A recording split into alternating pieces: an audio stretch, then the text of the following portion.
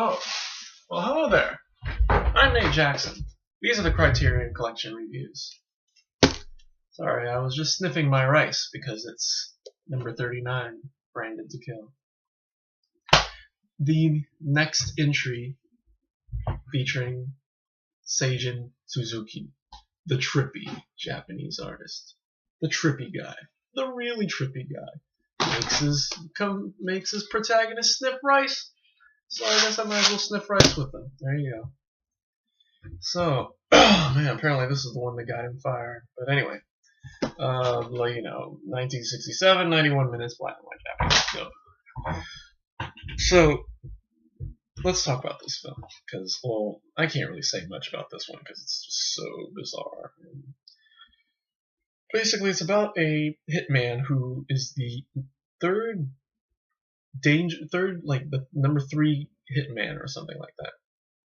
The third most dangerous hitman in the Japanese, gangster underworld or something like that. And he wants to be number 1. And so he meets this girl, and he does all this. He does all this stuff, and he tries to do it, but he fails. And he meets this woman who gives him a ride back to his place, and she has a death wish on him or something like that. And his wife tries to kill him, and he falls in love with this girl who tries to kill him with a thorn or a little needle, and he gets paranoid and all that. And she tries to pin him on the wall with all the butterflies and some crazy stuff. And then when he finally does meet the number 1 hitman, they find out that he's been chosen to kill him. He's going to kill him, and apparently, of course, number 3, whose name I really wish I could remember their names. And that's why God gave us character booklets. Goro Hanada, that's it. Goro Hanada, who played by Joe Shishido. Hanada. We'll call him Hanada. Hanada has to, is in him being number 3, him being number 1. They're really close to each other, so they're both dangerous. And any of them could shoot. If Hanada shot him or tried to shoot him, he'd be quicker on the draw. So they have to they can't trust each other. So they go back to his place, and they have to live together more or less. They have to sleep in the same bed, and they're tied to the bed or something because they can't trust each other. He has to go to the bathroom and Hanada goes to the bathroom with number 1's back to him, and it's a trip. And how that whole scene was played out with them together in the apartment. And eventually he escapes. Hanada escapes and finds this film that the girl who tried to kill him earlier, the creepy girl whose name is Misako. And I guess according to this, the movie, the number 1 killer, his name is number 1 killer. He's never given a name.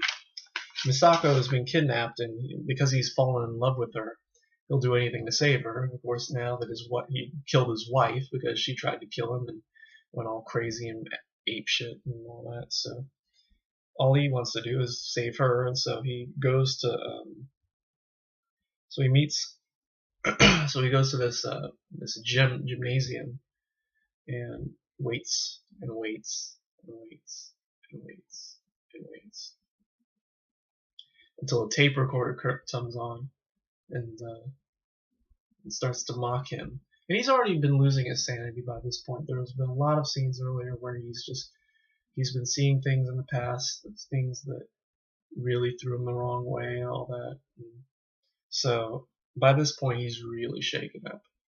And number 1 finally does come out, and they have a shooting match, and he fires at him, and Hanada kills number 1 killer, but not without him shooting back at him for a couple times, and he jumps around the ring saying, "I'm number 1."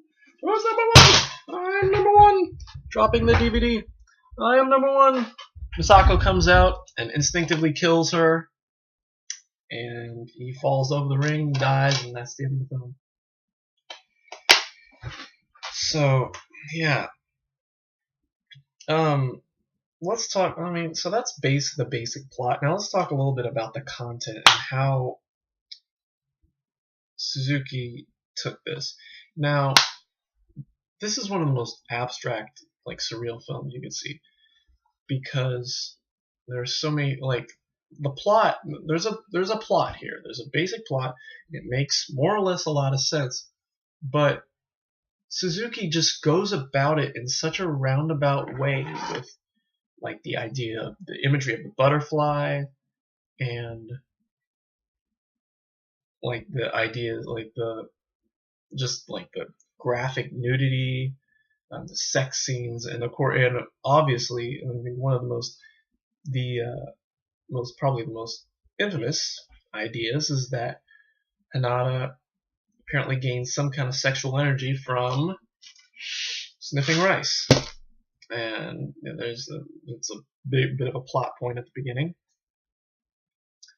And yeah, that just kind of that just is all this really awkwardness of the movie that really led to this film apparently becoming a commercial and critical failure at the beginning of its life, and promptly caused Nikatsu to fire Suzuki because according to him, he says that apparently they told him that he makes films that make no sense and no money. Brandon to Kill makes sense, but you really have to open your mind. And in 1967, it's possible that the Japanese just weren't as open-minded to his viewpoint as they might be now. It's possible that now he's a little more well accepted. He's more accepted. He's more well received. That's the key word I was looking for. So yeah, I mean, it's basically just the idea that you gotta really just open your head when you watch this movie, and it's a freak show. That's all I can say.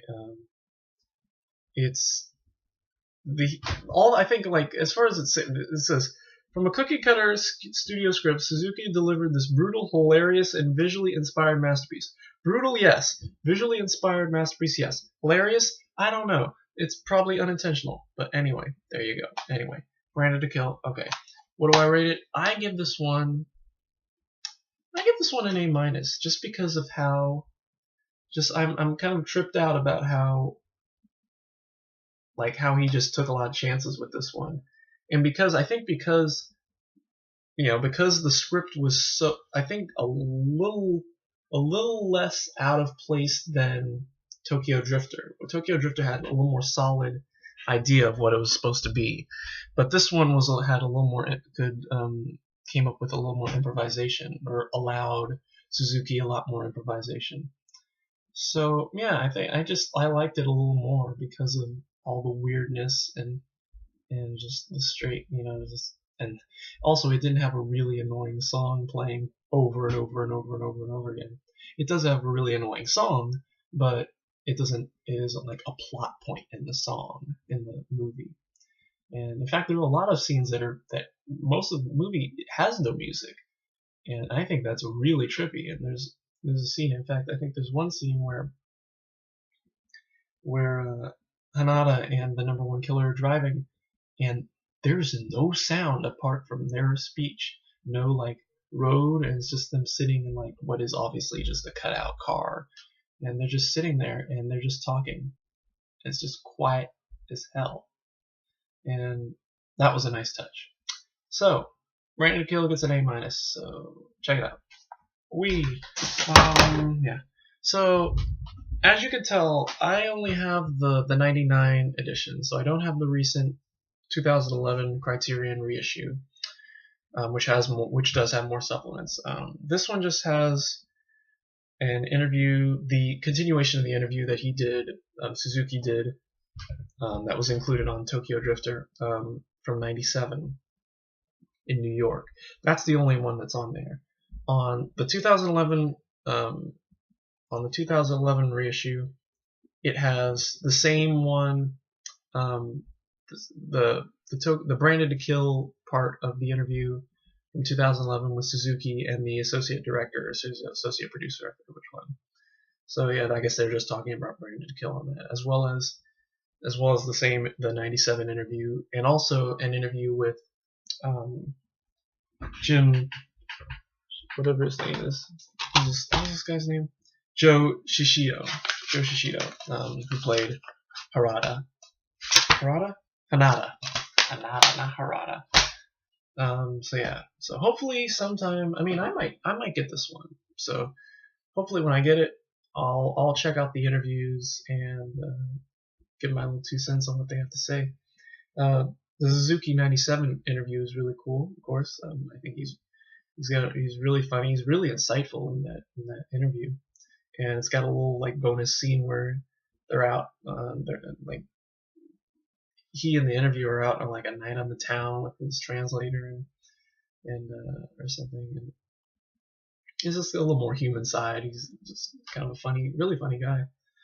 And yeah, that's all I have to say about Branded to Kill. So it might be a purchase. We'll see what happens. It's definitely worth a second watch in the future. And yeah, that's it. So thanks for watching. The next one is Armageddon. I'm still waiting on that one. It hasn't shipped yet. I'm hoping. Also, yeah, I can't get the Criterion edition, and it's been out of print for a while, so I don't know when I'll get to those supplements. I'm hoping some of the supplements overlap with the normal, like the major label release. I'm hoping that they're more or less the same kind of special features, deleted scenes or commentary or anything like that, interviews. And yeah, and then I think after that we got Henry VIII, and then I don't remember what number 42 is. I know we're coming up to Lord of the Flies. I think that's number 43. So yeah, we're making progress, and I love it. So yeah, so that's all I got to say for this one. Thanks for watching, and we will see you somewhere in the near future for Armageddon. And until then, goodbye.